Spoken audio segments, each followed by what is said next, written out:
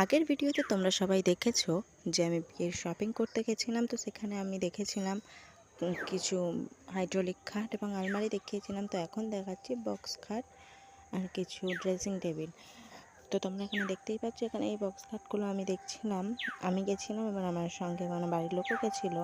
তো তাদেরকে আর ভিডিওতে নেওয়া হয়নি যে আমি। আর তারপরে এখান থেকে আমি একটা খাট সিলেক্ট করেছি। তো সেইটা তোমরা আমার লং ভিডিওতে গেলে দেখতে পাবে। আর যা যা নিয়েছে সবগুলোই আমার লং ভিডিওতে দেওয়া আছে। আশা করছি তোমাদের খুব ভালো লাগছে আমার এই ভিডিওগুলো, দেখতে থাকো। এই যে এই খাটটা খুব সুন্দর লেগেছিল আমার। আর এদিকে যে ড্রেসিং টেবিলগুলো দেখছো, এর মধ্যে একটা আমি নিয়েছি। তো সেটা তোমরা আমার লং ভিডিওতে গেলেই দেখতে পাবে। আজকের মতো এই পর্যন্ত। টাটা।